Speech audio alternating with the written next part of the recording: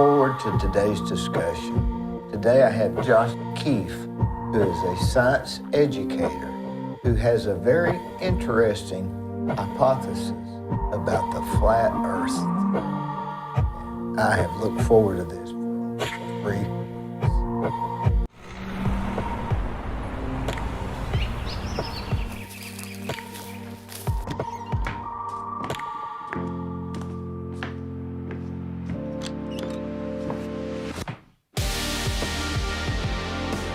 Do we favor a little bit, don't we? Yeah. You look so familiar too. I keep thinking I know you from. I don't, what are you, 40s? Yeah, I'll be 40 this summer. Well, I remember when I was turned 40. Yeah. But I'm looking forward to whatever this next chapter is as I venture off, try to find another job or career. Are you going to stay in the professional arena? I'd like to. Or educational arena? I would like to stay in that realm. I'd like to be a teacher, an educator. I just have this peaceful feeling since I rejected my contract that there's something even maybe bigger. I don't know. Not maybe bigger on like a money aspect, but like as far as reach, whether the Father has me go into ministry full time. I really don't know what it's going to be, but I just feel this peace about it. As soon as I hit reject on the contract, I just had this peace like, you did the right thing. You know, this is going to work out. And I have no clue, but when it happens, I'll be like, okay, that's what it is. But at this moment, I have no clue what the future holds. That took a lot of nerve, didn't it? Yeah, it did. And fear tries to get the best of you. But I've been in this battlefield with these children. And this year, my role changed from being a science teacher to now I'm a special education teacher in the science classroom. So I'm still in the science classroom, which is my expertise. And I taught it differently. Like when I taught evolution, I do it from a creation aspect, and we challenge the evidence. We look at the evidence that they give us, and we challenge it. And I show my kids the intelligent design aspect, the proofs of creation that we have, all of these things that we have, and I challenge them, and they seem to come alive with excitement, as opposed to me saying, you're random, and you came from an amoeba that turned into some sea sponge, and now you're here, and there's no meaning to all of this. Now be excited about this and learn. And it just removes them of their excitement. It takes away their, it endangers their salvation. People become atheist instantly, and you're seeing that happen everywhere. And they teach evolution like it's a fact. And so me being in that classroom now with other teachers, it's different, and it's been really hard. But it's motivated me to a level I haven't had in a long time, because I feel like they're handing these children murder weapons when they're saying, here, this is true, here's proof. Kids are going to believe it. They're not fully into proving all things, the real scientific method that believers go by, proving all things. They're not really into that. So it becomes just believe all things, repeat all things, pass this test.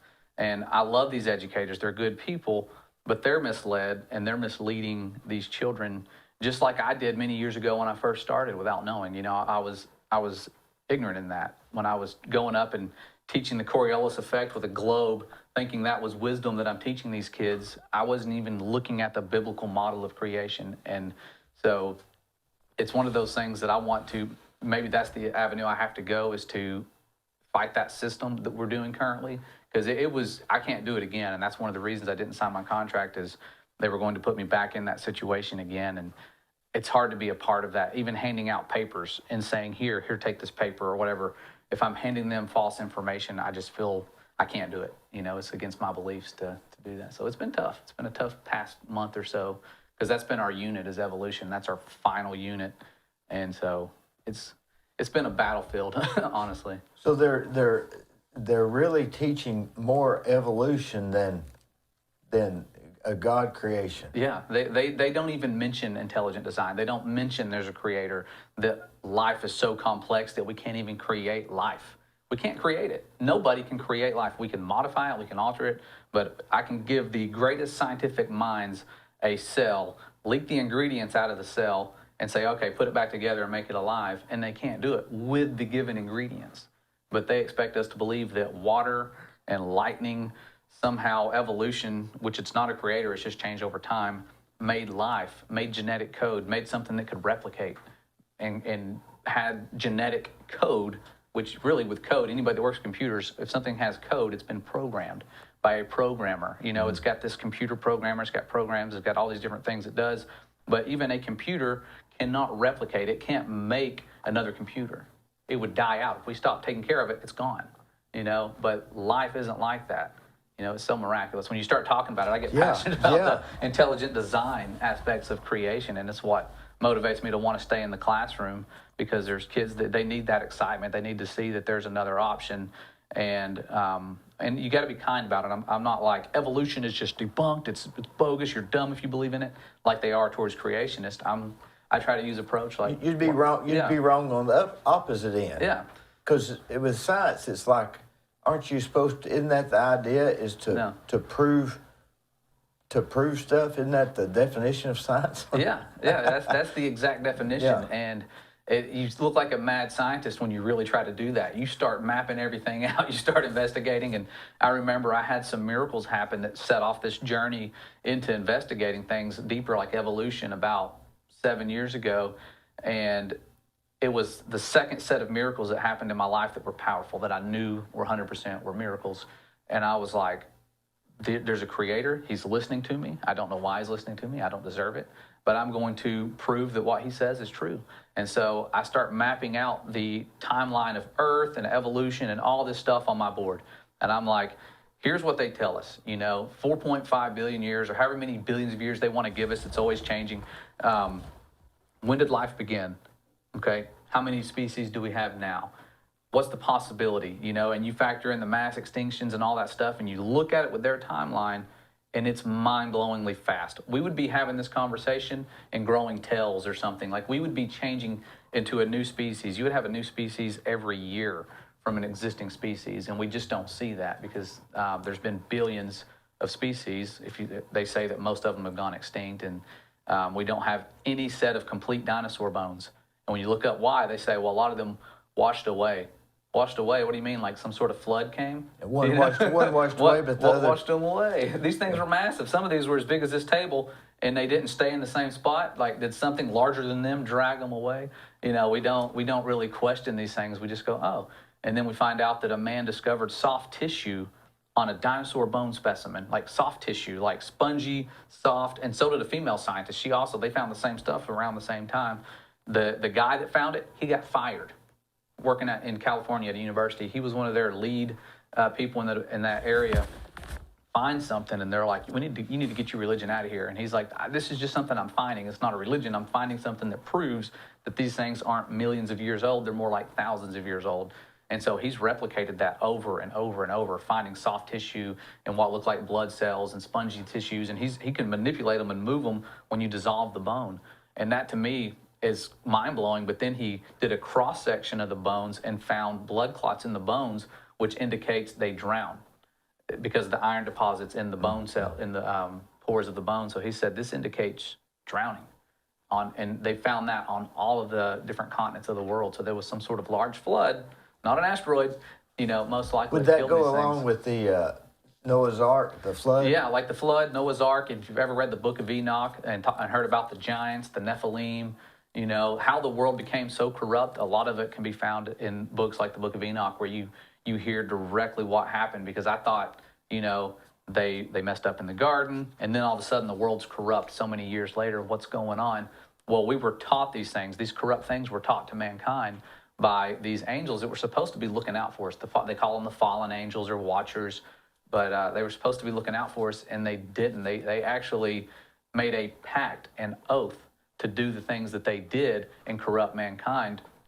And when you look at the oaths that they have today for secret societies, for the Jesuit oath, our Pope today is the first Jesuit Pope, allegedly. The oath that they take, just look up the Jesuit oath. This thing is creepy. It's like, here's what we're going to do to these people that are heretics, people like me that don't believe the creeds that they have and the things that they believe. It was a Jesuit that invented the Big Bang. The Big Bang Theory was invented by one of them. But it talks about some graphic things that I wouldn't mention just because it would censor whoever I'm, talking to about it. It's graphic stuff. But these oaths mimic the oath that the Watchers took in the book of Enoch. They all agreed to corrupt the world and do it in a way that they all went down with the same punishment. So it wasn't just one of them, going down with the punishment. And then they passed that on to their offspring, which became the Nephilim or the giants. and those bones, who would know where those bones are other than the ones that left them behind, which their punishment was they had to fight to the death, and the angels or watchers had to watch them die, and so their bones would be everywhere. It'd been a slaughter, these things that have been corrupting flesh, so that was part of their judgment.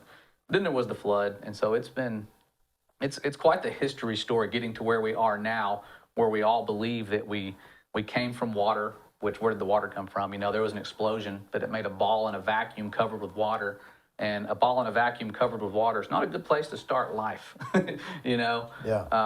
So Seems like it put the fire out, yeah, right? yeah, and not The that big it's bang out. yeah, and not that it's just any ball covered with water. It's a ball moving hundreds of times faster than sound. So if you've ever watched a jet fly at and break the sound barrier, multiply that times like 288. Like this is like super fast speeds, and our water's sitting over here perfectly flat, stationary, and level. We can jump up in an airplane, fly anywhere we want to on this realm that we live in, and not have to ever account for curvature. I've flown to Australia, and never once did that plane tip its nose down, but I landed upside down on a ball, and it was going over 500 miles an hour.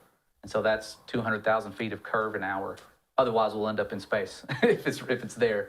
And so that's getting into the flat Earth theory. Yeah, to the geocentric. But back to the Nephilims. Yeah. Did the Bible say they were giants? Yeah, it says there were giants in those days. I didn't pick up on that. Yeah, there were giants in those days, and then after. So it talks about after, and the giants after were different. They weren't as big as the Nephilim, but when we hear about like Greek mythology, you have all these cultures worshiping these false gods. Why did they worship them? Why were they so devout? Well, that wisdom that they had was passed on. Things like Zeus, and you just think, oh, somebody made a good statue back then and everybody decided we're all going to worship this statue. This stuff is demonic in nature. We don't realize the demonic aspect of it. It's so spiritual, why these people do the things they do and why we do the things we do, the customs that we have. We don't know why once a year we bring a tree into our house. Like, well, but you start reading the Bible, you start finding out, oh, that has to do with sun god worship and Tammuz and Nimrod and things that happened right after the flood, because they found these tablets of stones that were left behind with carvings of wisdom from the fallen. The wisdom of the fallen was engraved. And so after the flood, these people find this stuff, and then they go on, and then you have Nimrod and the whole Tower of Babel. They're trying to go to the firmament of heaven, trying to break through it. They knew it was there, so they're trying to go through it. They're building this giant tower. How did they know it was there? Because of the flood. They were terrified. I mean, you have to imagine the entire world. There was floodgates of heaven. It wasn't just rain causing the world to flood. There was, when you go back to Genesis 1, like this is what the truth had me go all the way back to Genesis 1 at creation. What was day 2 of creation spent making? He spent an entire day making one structure. The firmament? The firmament. Yeah, and I just glossed over that and thought atmosphere, clouds. World, whatever, and Earth. Yeah, it just seems like like a little side note. Like, okay, firmament, that's clouds. That's and then air. it goes on. It doesn't really describe the firmament, does it? Yeah, not in the current day translations. There's some, like you find like the Jewish translations, it'll say God said, let there be a dome, let there be an expanse. But they knew of this and believed this as solid. And it says he set the stars and the sun and the moon inside the firmament. And so if that's the air that we're breathing, the atmosphere, there's stars in our atmosphere, and planes are going to be, navigating through these stars, but they're not, because this firmament is an expanse above us. And he spent that entire day making it, and it says there was waters that went up above the firmament and waters below it. And so when the flood happened, you look at the windows of heaven, it's like a sluice, one of those things where you could, have water, like almost like a dam sort of, and water would come out. And so literally you had 7 floodgates, 7 parts of the earth. When you read other books, that talk about this, books that Christopher Columbus was quoting so that he could get funding to travel here.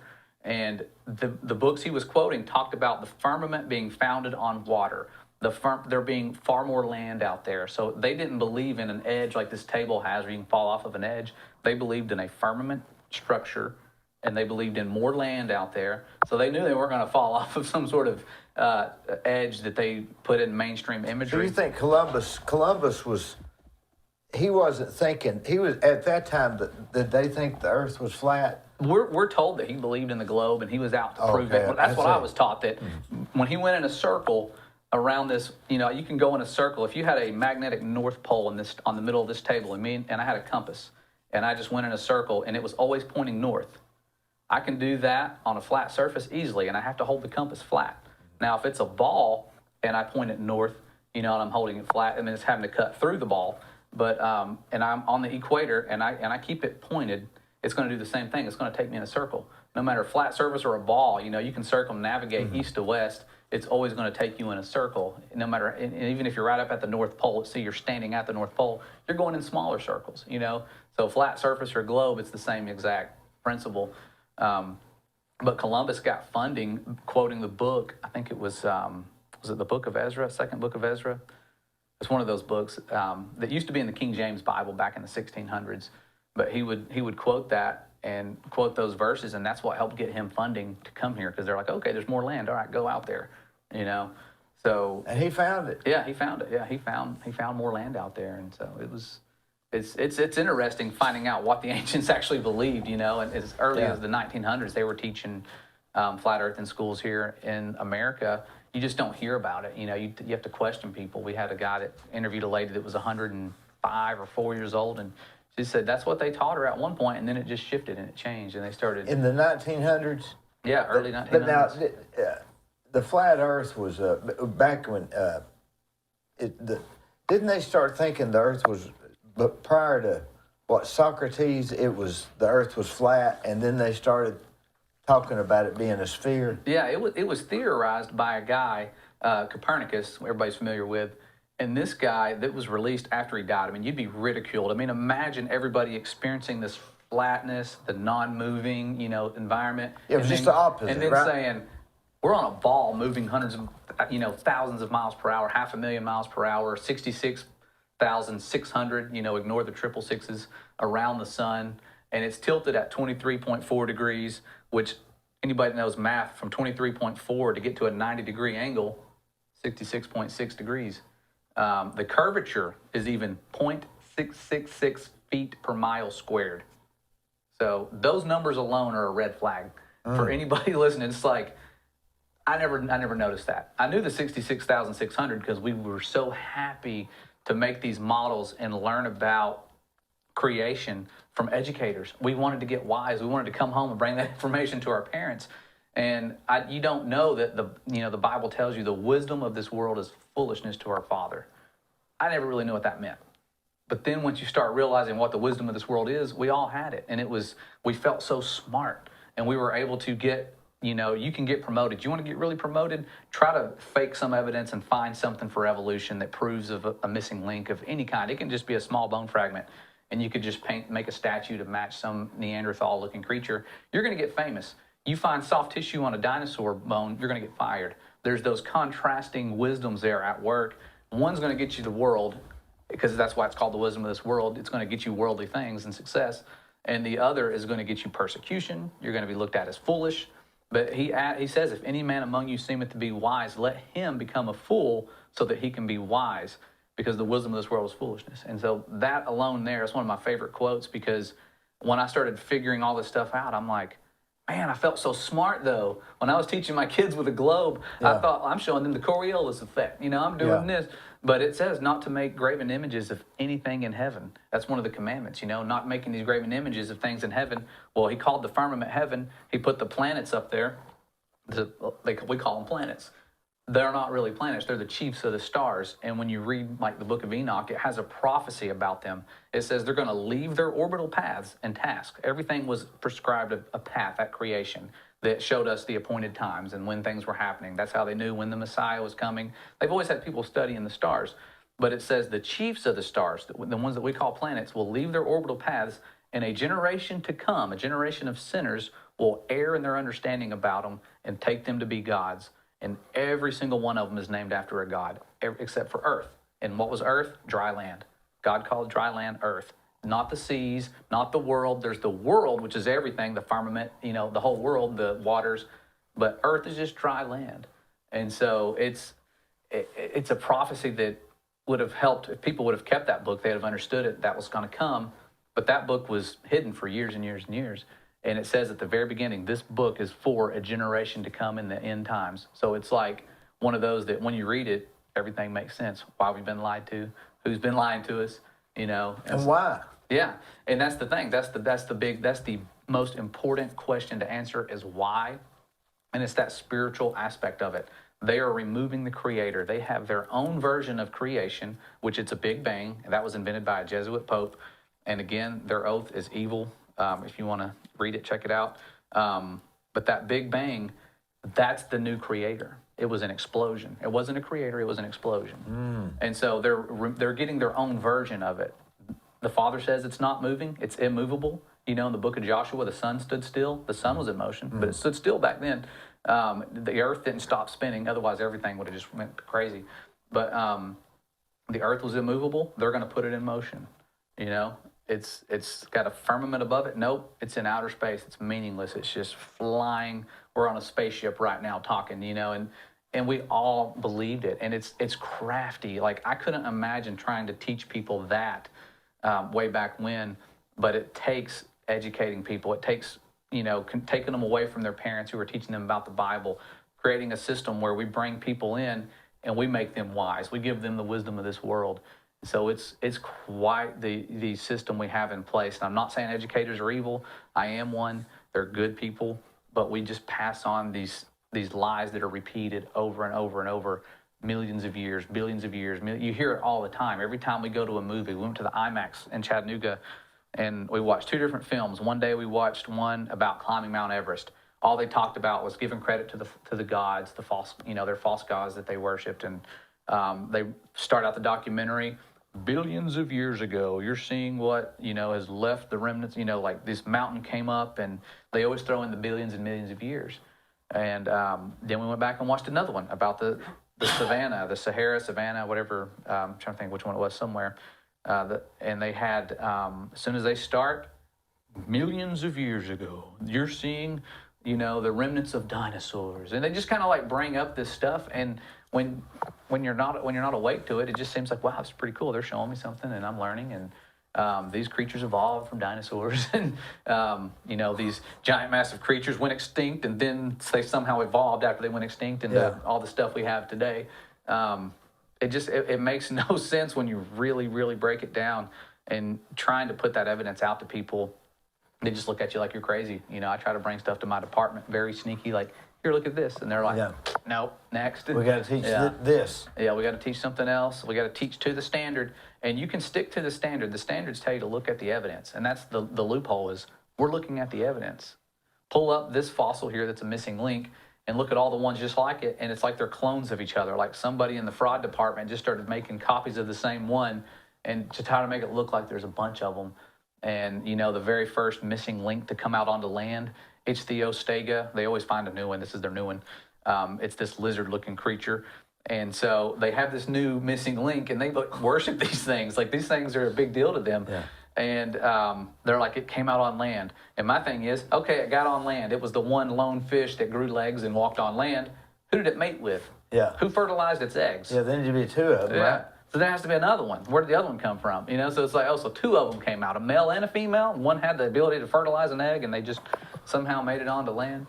You know, so like we don't think that deep. We're like, oh, there's the missing link, and then here's a picture of another one that looks similar to it, and another one, and then they turn into wolves. But no, then the wolves turned back into whales. They went back into the water, so now we got whales, and it's just it goes all around. It goes in different paths, and they never put it out linear and let you see the whole picture. They have their own tree of life, and their tree of life isn't the one in the garden that we read about. It's the one that shows an amoeba turning into humans, butterflies, plants, all these different things, all these billions of different things all came from an amoeba, you know, allegedly. So it's very hard to believe. It takes a lot of faith. And how do you prove either one of them? Yeah, it's a religion. And I think, in my mind, you go to the one that has the most proof, and we're told that it's the evolution. The creation, that's just nonsense. And it would be if we couldn't destroy the fact, the proofs that we have that the creation story has verifiable, solid scientific evidence. We have proof that the bones that we find are young. We have proof that the Red Sea crossing happened. Like proof, not just artifacts on the bottom. We had those. We had chariot wheels on the bottom of the Red Sea. We had all these cool little artifacts. But the coolest thing that I saw is the shoreline. If you've ever watched the Ten Commandments movie, they had that big pillar of fire that came down. That's mentioned in the Bible. This pillar of fire, I just pictured these flames coming down. But when you go to that shoreline where it's documented to happen, The entire shoreline is melted sand. And it takes about 3,000 degrees or more to melt that sand. And it's evenly melted. You can almost see like footprints. There's stones infused in this melted sand. This is amazing. You don't hear about it. If it was a proof of evolution, it would be in every single textbook. But it's a proof that there was an exodus, like we're having today. You're talking about the exodus, people leaving the cities. It's happening again. We're all being called out of Egypt. This Bible that we read is so true. We're being called out of Egypt again and again. Come out of Babylon, come out of her by people. Babylon and Egypt, those two kingdoms were side by side at their max. And so those customs, you see the same symbols, the same creatures, the same people. Like Nimrod might have many different names in different cultures. Why is that? Well, when the Father destroyed that tower, what happened? He sent people all around the world and changed their languages. So you might call him Nimrod. Somebody in China is going to call him something else. So there's see the same type of statues and symbols throughout all these different cultures, pyramids and everything. Why is that? It's because that we were all spread out, And when the Father sent His Son, He said, preach this gospel of the kingdom to the whole world, to the corners of the earth, like out there, And so when He sends His Son, when the Son comes back and returns, everyone's going to see Him, right? And I thought, me and my wife, this question we used to ask about 8 years ago is, how? How are we going to see Him? What if He shows up in Australia? Right. The land down under. Yeah, so I was like, technology. We're going to have iPads. We're all there on our phones. Like, that's it. We're just going to be on our phones and we'll see Him that way. No, it says every eye will see Him. Not an image of Him, not a recording of Him, not some post-recording, not some live event streamed on YouTube. This is going to be the real deal. Everyone's going to see. So I'm like, that to me, it all starts to make sense when you realize that day 2 of creation was a legit structure being made. He didn't just sit there and let atmosphere be made and let the trees produce oxygen. Then that would have been like another Sabbath. He'd have been resting on that day. No, He was making the most massive structure in existence that I know of now. And so that's why we can't go beyond the 60th South Parallel. We're not allowed to travel there. We can go there on like private, tours and guided tours. But if you start you get in a ship, a fishing boat, whatever, and try to go to that where you're not allowed to travel, they meet you with military force. We've got videos of people trying to do this and these giant ships coming out like, turn around, we're going to open fire. Like these people are serious about protecting ice. When has all of our world powers agreed on one thing peacefully? And they've agreed on this for decades, since NASA was formed and Operation Paperclip happened. Have you ever looked into Paperclip? Very little. Yeah, it's the one time where we demonize Nazi Germany and the things that happened, but what do we do with the war criminals, the people that were doing this to the Jews? We promote them. We give them great jobs. Wernher von Braun, the founder of NASA, one of the founders, this guy, he was there. The one that invented one of the bombers, the V-2 bomber. I mean, he was the rocket expert of his time, Wernher von Braun, and he was a Nazi scientist who had the Jewish people working in his factory, the slaves, doing slave labor and stuff. We promoted him, brought him over here, and this guy, before he died, he warned, because he was on his deathbed, he warned about a coming deception. And his warning has he had multiple warnings with the deception coming. All of them have came true except for one. And he called it the final card. He said their last card. And it has to do with this extraterrestrial threat, this alien threat. What have we seen in the news lately? They're shooting down UFOs. They're doing all this stuff. And, keep it, don't go to Area 51.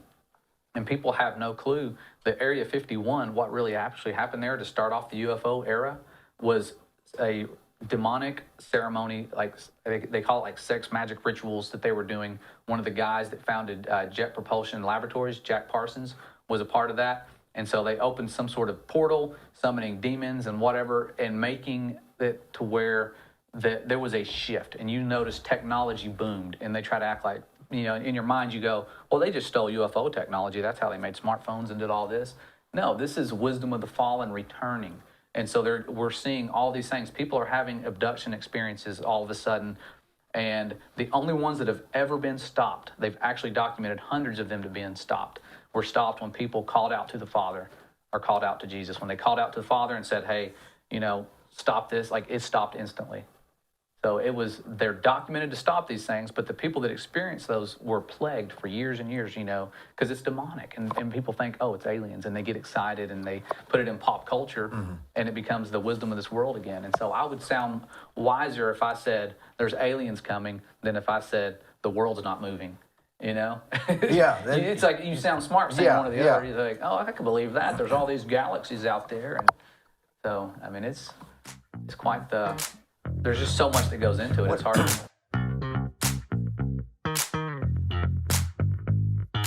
Let me tell you about Capstar Bank. They're located in Nashville, Hendersonville, Gallatin, Athens, Madisonville, Sweetwater, Etowah, and in Cleveland at 950 25th Street and 3855 North Ocoee Street. I've used them. I like them. Give them a try. They're no problem.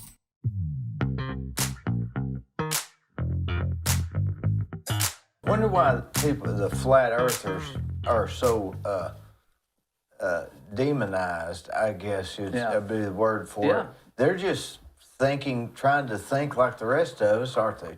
It's like a mystery, looking into a mystery. Yeah, it's the same, and you'll see the same imagery anytime you go to YouTube and type in flat Earth.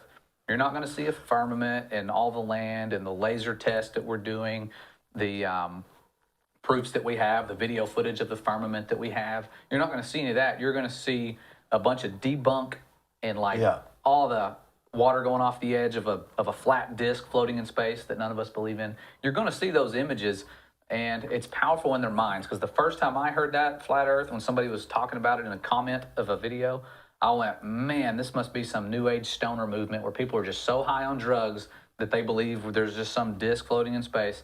But then I had the miracles happen, and I said, after I had the third miracle happen, I said, Father, I know I'm missing something with the truth about creation. I don't know what it is. I said, but I want you to show me the truth about creation. I don't care how crazy it sounds. I want to see the truth, and I want it to bring glory to you. And that was my humble question. I didn't even realize that by saying, I don't care how crazy it sounds, that he would show me the truth. And I would be like, man, why did I ask? Because you got to be careful what you ask for. He showed me that the truth about creation does sound crazy to everybody. And it's not easy to wake people up, but I've never seen it be dangerous. They act like it's a dangerous thing.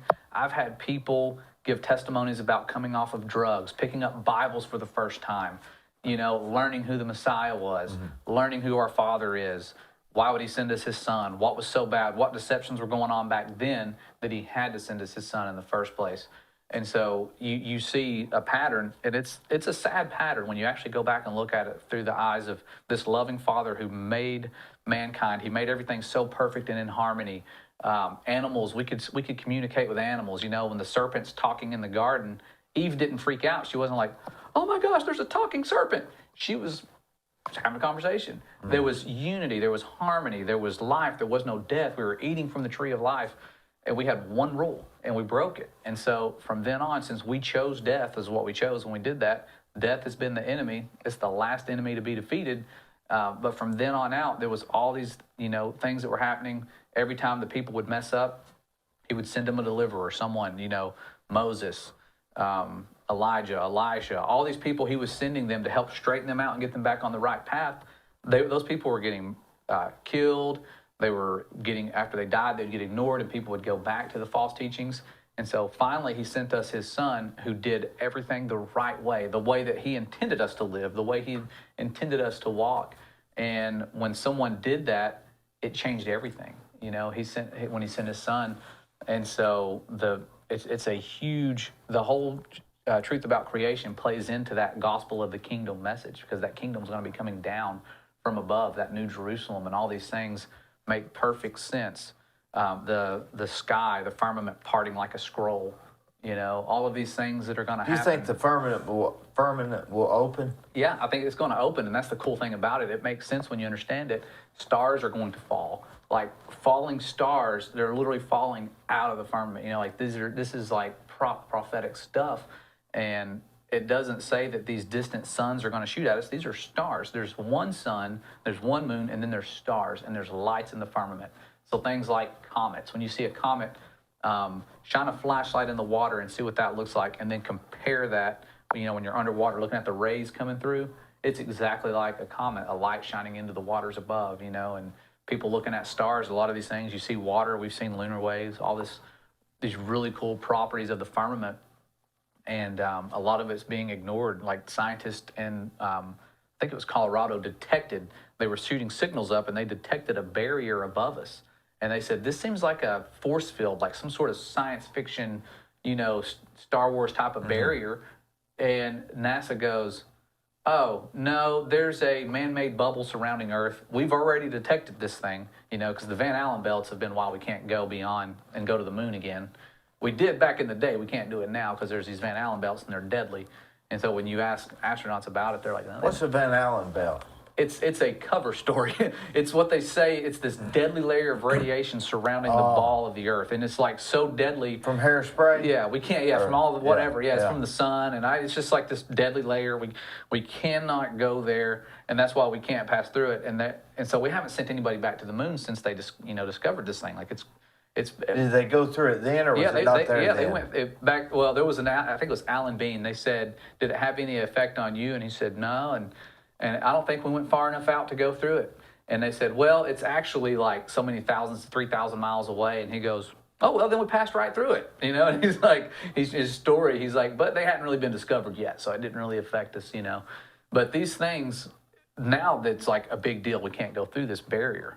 What about Elon Musk? Is he going to go? He's supposed to go to Mars, right? He was actually in von Braun. I told you about Werner von Braun, the Nazi scientist, wrote a book in the 50s about going and colonizing Mars. The person who's going to be ruling the colony in Mars was given the title Elon, was what he said in his book. Boy, that's a coincidence. Yeah, it is a coincidence. It's a bunch of coincidences. Once you start going into this route, it's like, why are there so many coincidences with this narrative? And you try not to sound like a crazy conspiracy theorist when you're talking about this stuff, but there's just so many connections, like the von Braun connection with Elon. Elon, his picture of him in his profile, he's wearing a Baphomet satanic costume. And people look at him like this hero, and now he's trying to act like he's more right-wing, and now you got all the people on the right-wing side kind of grouping towards him, like Elon's going to save us and give us free speech. And we're looking for a man type of savior. We're looking for some king or ruler, just like they were back before we ever had a king, before the Father's people ever had a king. Samuel warned them because they wanted a man king like all the other nations. And the Father's like, I'm your king, you don't need another king. But if you want to have another king, here's what's going to happen. You're going to be taxed. They're going to do this. They're going to all these things that are going to happen did happen when they finally got their king. And so their little idol image of person that they could have, it's been bad. All the systems we have now with the taxation and all that stuff, it would have been avoided if we had the perfect system where we're taking care of the poor, where we're growing food to help take care of our neighbors, loving our neighbors. Everybody worked together. They had things in place to where we were all resting at the same time. We were all enjoying this perfect system, and we destroyed that system, and we wanted slavery, essentially, is what we have with the current system, where we're just like debt slaves and every, loan after loan. Yeah, it's like, and you can't get out of it, and then you die. And then it's like, what was the purpose of my life? I don't want to be someone who goes to work, comes home, goes to work, comes home, all the way until it's over, and I don't do any, there's no change, you're not doing what the beloved Son did. And so it's like, you realize you really need to cut ties with so many different things, and your life starts to change, and you start looking different than the rest of the world. Then you get persecuted. When I was a lukewarm Christian, I never got persecuted. And I thought, man, this changed. We're not in biblical times anymore. And then I started getting biblical beliefs and going back and exploring what the Bible said.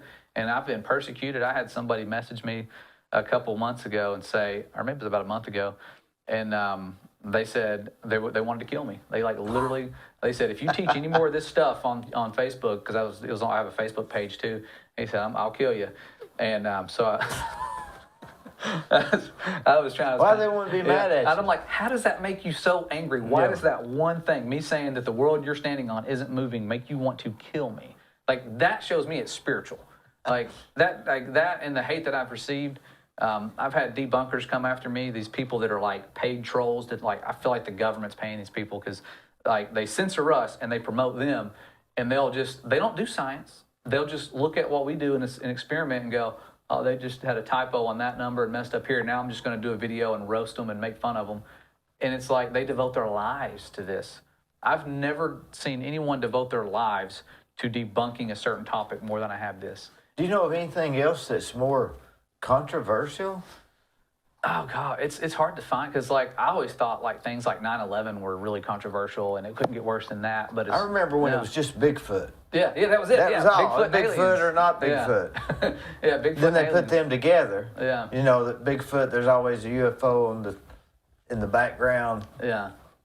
But I like conspiracy theorists. I think they're fun to think about. Yeah. And you know, just fun to like watching a mystery show or something like that. I like that. Think about different stuff. Yeah, investigating it without bias. Yeah. Yeah, just and there's no harm in that. It's when you show up with bias that in my opinion, it kills science. It kills the scientific method when you show up with that bias. When you have a bunch of people like in the 1800s making all these alleged discoveries with fossils, they all were Darwinian evolutionists. They all had an agenda. They were all atheists. Even though they just found it. Yeah, and they just happened to find it. You can go out there and dig a rock quarry, you'll never find anything. But these people who are Darwinian, paleontologists, they're going to find it. You know, it's weird to me that they're the only ones finding these things and making money off of finding bones. I always wondered if God created, they say the Earth's so old, but, when he created Adam, he wasn't a baby, he was an adult. So if you was to test Adam that next day, he would have been shown to have been older. So God could have created the Earth with some age. Does that make sense? Yeah, that was my old theory. Before I've really dug into this stuff, it just says that it was without form. It was void. It didn't say there was nothing there, but, it talks about him hovering over the waters, and then he made the dry land appear. And so my theory was always that it was here, and there was some chapter before us, where there was a chapter with giant creatures that allegedly, dinosaurs or whatever, and then it was wiped out. Maybe he set the devil down here, and the devil wiped it out. That was kind of my theory, and that was the asteroid. It wiped all that out, and then he started over fresh, took away the devil's powers, and then we had our chapter. That was my theory before I started finding out that a lot of these things are far younger. The dinosaur bones aren't millions of years old, and provably so, and so that was a theory I had for years. My dad actually brought that theory to my attention. Like, the world was without form. It was void. It doesn't say that it wasn't here. So it could have been here for millions of years, and that was sort of how I justified that. And it wasn't until I started the truth about creation investigation with the firmament that I started going, maybe it's really not millions of years. Maybe we are being lied to. But it's hard because people go, oh, sure, like every space agency is going to be in on it, every scientist. And I'm like, no, it's not literally every scientist. It's only the people that have to know. Like, you look at the astronauts that went to the moon, the only ones that have ever gone below a low Earth orbit, they were all a part of the same exact secret society. And that's not a conspiracy. That's proven, except for one. And that was Neil Armstrong. And Neil Armstrong's dad was in that secret society. So they're all in the same club. And with that secret society making up like 0.00001% of the population or whatever it is, what are the chances that just the 12 that went there are all in the same club? And this is a club that's keeping secrets. That's their specialty. And so it's like if they're in this Freemasonic club of keeping secrets and they're all going there, and then when they come back, you see their interview, and they're all very kind of like cowered over. They're not like excited, like, hey, man, we just did something that we should have died doing. We left a ball that moved 25 million miles on our way back, and somehow we landed on it. Like, the Earth wasn't stationary when they came back to see it. You remember, it was going. That's a good point. It was going 66,600 miles per hour, and they're flying on this little bitty tin can made out of curtain rods and construction paper. They're trying to come back, and how come the Earth didn't move out of the way? Or smash them. You know what I mean? Yeah, it's like they just somehow went in this straight path. No, they would have had to have a combustion speed to keep up with Earth. And they're like, oh, but it's like when you're on a train.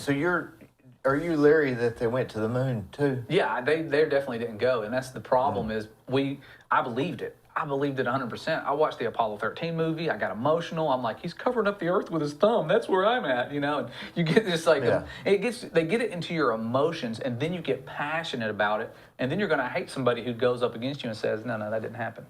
because you're passionate about it. You're like, we're America. Like, we went to the moon. And you get passionate, you get patriotic about it. And it's like, you take credit for it, like a sports team. Like, that's my team, that's my people. We're wise. We can do this. We're tribal people. Yeah, yeah. So we feel like this sense of pride, and that's what it is. He rejects the proud. We get pride involved, and that's where we go south. I'm like, and so when you humble yourself, that's when it really changes your life. Is when you start humbling yourself enough to just investigate the claims.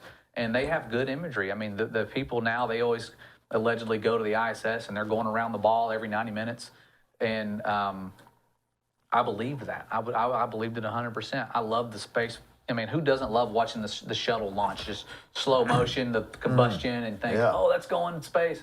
And you watch them and they just fly straight back down. But you're like, no, they're flying with the curvature. There's no way they're going to some distant point in the ocean or Antarctica. They're going to space, you know. And so you start studying their flight paths, though, and their flight paths are just like a rainbow. I mean, just every time. And the experts, like, they have to escape, to get the escape velocity. They have to fly with the curvature of the earth. And there's just that, but when you can see it from the side view, it's just this small little arch, almost like the St. Louis Arch.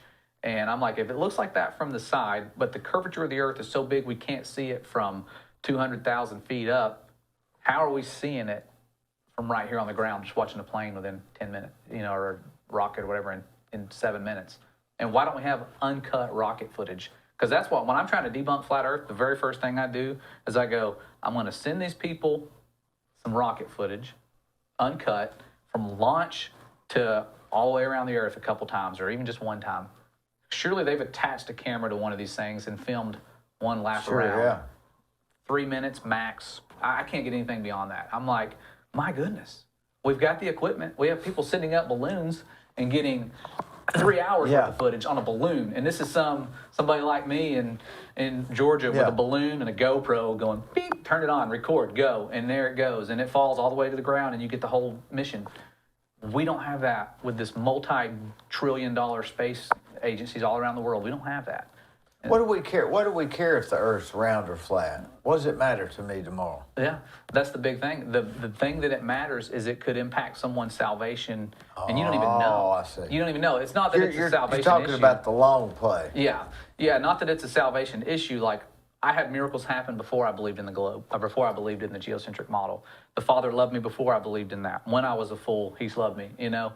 And so knowing that, it may not have affected me. I could still believe in the globe and still be a believer, but there's people out there who are stuck in that atheistic trap of, we don't mean anything. There was this big explosion. That's how we got here. This is a short ride. I'm going to do, YOLO, they say. You only live once, which is not biblical. You want to live twice. You don't want to die the second death, you know? So we want them to live more than just once, not just this short little chapter. It's going to be over soon, you know? Like, I feel like I was 32 years ago, and now I'm turning 40, you know, and it's going to be the same way for 50, 60, 70, done. You know, it's like, we're not here very long. It's a very short ride. About hold our breath that long. Yeah, I know. Yeah, it's just like boom, boom. And so I just feel like while we're here in this existence, we need to prove all things and prove that the Creator's words are true, and get to know Him, because He's the Creator. He's the one we want to spend eternity with. He sent us His Son. And there's going to be a 1,000-year reign coming up. And so you look at the timeline of Earth, where we're at, it's extremely significant. It feels like the end times because we're about to approach that last 1,000-year period. Peter said, don't be ignorant of this one thing, that a day is as 1,000 years, and 1,000 years is as a day. I never really looked into that. Why is Peter saying, don't be ignorant of this? Well, you look at creation, 6 days of creation, right? The seventh day He rested. Well, if I look at each day as 1,000 years, we're at the end of that 6,000 years. We're approaching the seventh day. And when Jesus was talking about to His disciples, they're like, when's the end going to be? You know, He says, don't let your flight be on in the winter or on the Sabbath day. He didn't say just a random Sabbath day. He said the Sabbath day. What are we approaching? We're approaching the Sabbath day, the 1,000-year period, which I think would be a perfect time for a millennial reign if it models creation. you know? So it's going to be, I feel like everything's just perfectly the way he set it up. It's a perfect system. And if we're looking at time the way we're supposed to, it's going to make perfect sense when we're entering that. And right now we're experiencing persecution, you know, all these tribulations, people, the Euphrates, like prophecy said, is drying up. If we don't know prophecy, we just think the Euphrates drying up is going to be global climate change. And they're going to have these laws, and you're going to see it's going to persecute believers. People that keep Sabbath, no, we're going to have a global Sabbath, but it's not going to be on the Father's Sabbath. It's going to be on another one. We're all going to keep it together, and you got to obey this, you know. And so you go back and look at the original marks of the Father where it says it's going to be like a mark on your forehead. It's always talking about keeping his words. And so I think to be sealed for him and marked for him is what's important in this upcoming time period where we're about to see everybody's looking for like a microchip or some like they're going to write 666 on my hand. I believe it's what we do with our heart. You know, the Father protecting us and us being his children is going to keep us from taking the mark of the beast. We're going to be marked for him. I think that's really big.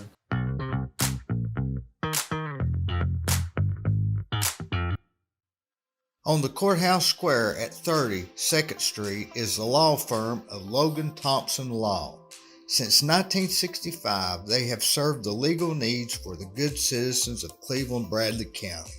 If you've got a problem, they're no problem. Give them a call.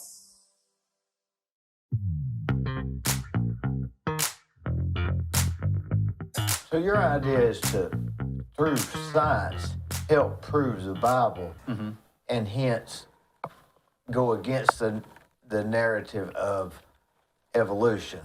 Yeah, that's a big one. So this is almost your ministry in a sense. Yeah, that's a big part of my ministry. It's where I started. It's kind of taking all these different turns, but destroying their false evidence. And it falls apart itself. You really just have to get somebody to investigate it. And that's what I want to do. I want to make curriculum for children that investigates their evidence. But we don't just ignore it and go, there's no evidence for evolution, move on. I want them to see it. I want them to be able to stand firm and go, this was a lie, this was proven false, this was a lie, here's how you can break this down. And look at the motivations behind these people who were perpetuating these lies, like the Piltdown Man, Lucy, the Dino Bird, the moth experiment, all of these things that were proven false. Ernst Haeckel, another Nazi Germany guy who helped create racist ideas because of his drawings. And this guy had drawings that are from the 1800s that are proven fraudulent of embryos that are still in our textbooks today. My students, when I'm in the classroom this year, 120 years, 130 years later from these things being drawn by a Nazi guy, these things are still in my kids are still seeing those pictures. Not because I'm showing it to them, but because other teachers have them readily available. They're not, and I've told them these are not accurate. Here's the real pictures. Can you show them the real pictures? And I've had even other teachers in my department see that and do the same and try to help me out, but it still gets passed on to these kids and it's blinding their eyes because it's false evidence. So yeah, I want to dedicate a lot of my time to putting out resources where parents who are homeschooling can say, oh, here's a good resource on the evolution evidence or the lack thereof. Here's the evidence for creation and intelligent design. Here's the evidence that the Exodus happened. Here's the evidence that the ark landed over here. You know, all the different evidence we have, it would be good for people to be able to explore it and see it and not just see one side of the equation and just move on to a meaningless life and die, essentially.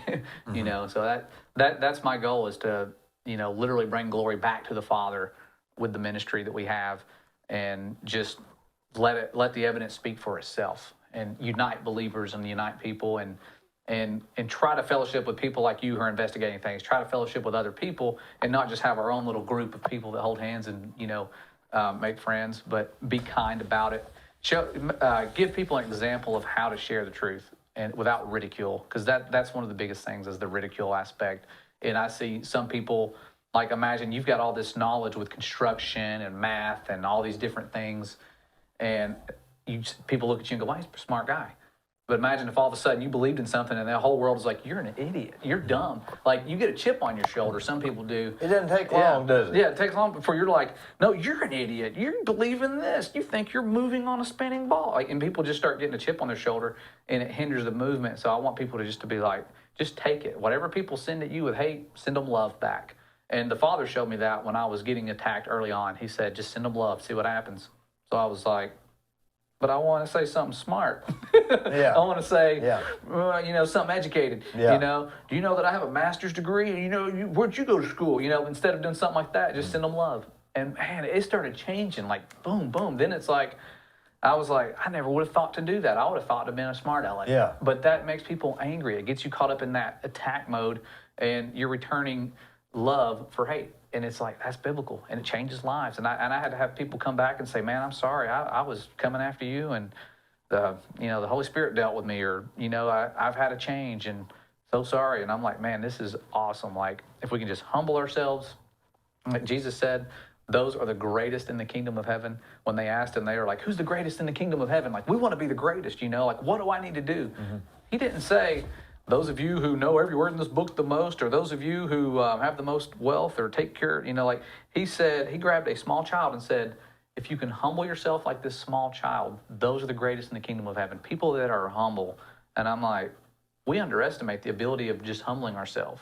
We look down at people. We go to a restaurant, we look down at the servers. We have custodians cleaning up our place. We look down at them like, that's not my job. They're like we just look, we get prideful. And the way the Father works, it's like he rejects the proud, and we have an entire month called Pride Month. You know what I mean? So it's like the opposite of what we're supposed to be, and we don't realize it. And I'm not bashing people who are gay or homosexual, but no matter what your struggle is spiritually, be humble. If that's your weakness, if your weakness is homosexuality, if your weakness is things on the internet, whatever it is, humble yourself, ask to be set free. When it talks about being set free, I didn't even know what that really meant. I thought being righteous was me doing it on my own. And I tried and failed and tried and failed. And you get caught up in this condemnation cycle where you really can't get close to the Father because you keep going, well, I get closer to you when I do better, when I'm walking better, when I'm going to church all the time, when I'm doing this. And you keep getting knocked down with that, with messing up with your flesh. And he sent us his son to give us not just an example, but then there was Pentecost, the Holy Spirit walking in the Spirit, asking to be set free. And when you say, I'm ready to be set free, he's going to drop the slavery of your flesh away from you. You don't even have to be a slave to it. You think you do because you're programmed. They're like, oh, you're just being a guy. You're just doing what's natural. And reality, you were a slave to your flesh, and you don't realize it until you get set free. And then you're like, man, it was like there was a literal ball and chain keeping me in the world, like one hand in the world, one hand over here in the Bible, and trying to kind of go back and forth. It's like, you can't do that. You just really have to say, Father, set me free. I'm ready. And that's why it says it's not my righteousness. It's not because I was able to overcome.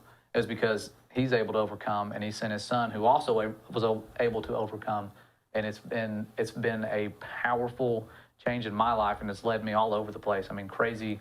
I've been around the world meeting people. I've been, so many gatherings, and I mean, it's like people are just kind of drawing together, coming out of Egypt all at the same time. So it's been a fun experience the past 6 or 7 years. Why doesn't the Bible tell us where God came from? Yeah, that's the thing. It's just like that. I mean, it says he's from Mount Teman. That verse says he's from Mount Teman. Now, I don't really know what that means, but I'm sure it's not literally Mount Teman. But I often wonder why he just didn't say how he began. Yeah. Have you ever read The 12th Planet by Zachary Sitchin? No, I haven't. Well, you ought to read that. That is wild, wild, wild. But he tries to explain where God comes from. Yeah.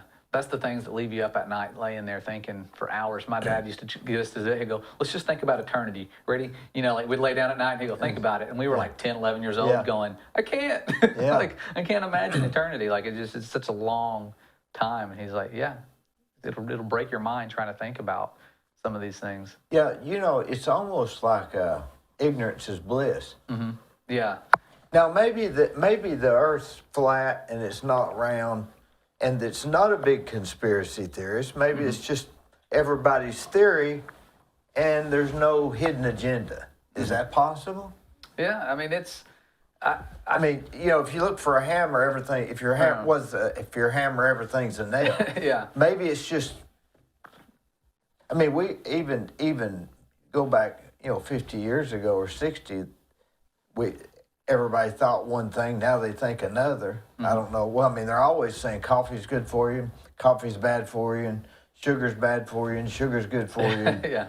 now they're saying salt's good for you, and they were saying salt's bad. So maybe we're all the time changing our mind. Back in Aristotle thought Socrates thought the world was flat, and Aristotle thought it was round, right? So they just keep changing. Maybe what are some other things that used to be thought one way, but now it's another, besides coffee? Yeah, there's so many things. Like, I mean, I remember back in wasn't it the 50s, they told you not to overdo your heart and don't overdo exercise, it'll cause you to have a heart attack. And now they're saying you need to exercise to keep from having a heart attack. yeah. So things change. Yeah. Mm-hmm. What do you think's beyond the firmament? That's where there's waters, there's the kingdom. Like he's the highest. When they say the most high, there's levels to the firmament, and so he's the most high. He's above all things, above the highest of the highest firmament. And so so there's his kingdom up there, and you hear when it gives descriptions in the Bible, there's waters up there, and so it's a lot like here. And when they built the temple in Moses' time, it was built on the pattern seen in heaven. You know, the patterns that were revealed to him in heaven. And so the patterns that were revealed to Moses. Yeah. So like there's an Ark of the Testament. I think in Revelation it says that he saw the heavens open and he saw the Ark of the Testament. And down here we had the Ark of the Covenant, which I just find the Ark connections fascinating. You know, there was Noah's Ark that saved them with the waters when the flood came. And then there was Moses when he was leading them out of Egypt. They made the Ark of the Covenant. And so you have that. And then when the Archangel. Yeah, then there was the Archangel. You got ahead of me right there. Yeah. The Archangel, when he comes, that's when he's coming. There's the voice of an Archangel. You know, like there's this Ark. I feel like there's this Ark connection that we overlook. Moses said he saw the Ark of the Testament? I think this is in Revelation. I'm sure Moses saw it because a lot of these things were shown to him so that he could know how to make the temple that he was making and the Ark of the Covenant and all of that. But in Revelation, I'm trying to remember which verse it is. It says the Ark of the Testament was seen by either John. I don't know if it was John. Might have been John, I think, in Revelation. Because John was the one that was on the island, wasn't he? Or... He was having the revelation. So he was right. Yeah, the dreams are. Yeah, so I think that was a John thing where he saw the Ark of the Testament. You know, going back to Moses, you ever thought about how odd that was? He had led them out of Egypt. And then he says, wait here for a minute. And he goes up on the mountain. And while he's gone, they melt all their gold down and create a god to worship. You'd think they'd have thought, well, let's stick with this guy. He seems to be doing pretty good. Yeah. Wouldn't you? Yeah, I know. It bothered me because I'm like, they literally walked through the Red Sea, you know, like... Escaping slavery. Mm-hmm. But they were killing their kids. Yeah. He saves them. Says, I'm going to go over here for a little while. He comes back, and they melt all their gold down, and they're worshiping a calf or something made out of gold. Yeah. You can't... I believe I'd have said, let's give him a few more minutes. Yeah. Let's wait about a week. Yeah. Give him a little more time. It always blew my mind. He'll be back. I was reading that the other day, and it cracked me up because I'm reading, and Moses and him are talking, and then, of course, the father knows that what has happened has happened. And... he starts saying, like, you know, basically he could take them out, and then Moses would be the one who carries on the promise. You know, his seed now becomes like, instead of like the seed of Jacob, it's through Moses that all these nations are blessed. And Moses is like, you need to repent of this. You know, like he tells God to repent. Like, you need to repent of this. And I thought, wow, that's crazy. He's telling, the Most High to repent of this thought. You know, like, he's like, what are people going to think that you brought these people out, you parted the waters, and then you just slaughtered them? Like, they're not going to respect you after that. You know, like, they're not going to look at you for your mercy and that you have and the way that I know you. I'm sure he knew him totally different than the people. And so the father's like, all right, bring them the tablets. Let's see what happens. And so when he goes and brings them the tablets and he sees what they're doing, he's so angry. He's thinking, man, he breaks them. He can now see. Now he realizes, oh, this is what's going on. You know, like maybe we should just wipe them out. But we all have done that. We've all, like me, I had my miracles happened. And then I would turn back to the world and distractions or whatever it is. In just a few minutes. Yeah, it's like, you just think the Most High just literally healed my broken heart in the blink of an eye, that I would follow him forever devoutly. No, here I go going, I got to get my degree. my masters. I got to get, I got to do this, I got to do that. And we just get caught up in this rat race. And I feel like that's how it is. There's so many distractions. You're surrounded by, there were hundreds of thousands of people got out of Egypt, like these people are there. There's all these distractions. There's mumbling, there's grumbling. And they're waiting on Moses. Like, they're mad at him. Yeah, and they're remembering Egypt and like, oh, well, all these other people had it so good. Pharaoh had a palace and he worshiped this God. No, why don't we have a God now? Right. They just kind of go back to old ways.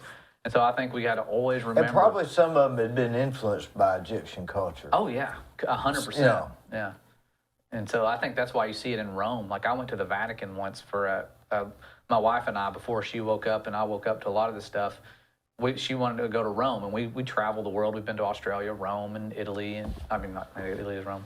Ireland, and all these different places. But Rome, the creepiest vibes I've ever received is going to the Vatican. And I went in there.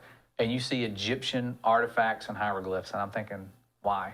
Why would they? Why did they bring a giant obelisk? They brought a giant obelisk in here, and the Bible talks about the obelisks of Heliopolis and things, and all of their bad things. They have these graven images, and I'm in a graven image sanctuary. There's statues of all these people like everywhere. A museum or some sort. And I'm like, what? And then I go to the Sistine Chapel, and I'm excited. I learned about this thing in 6th grade, and I wanted to go there since, and thinking about the paintings and how they were done. Yeah. And I try to take pictures of them, and a guy comes out and is like, "Put the camera away. This is the holiest room on earth." I'm like, really? You think we're in the holiest place? So it's just so intertwined in our culture and the Egyptian stuff now. The song came out, "Walk Like an Egyptian."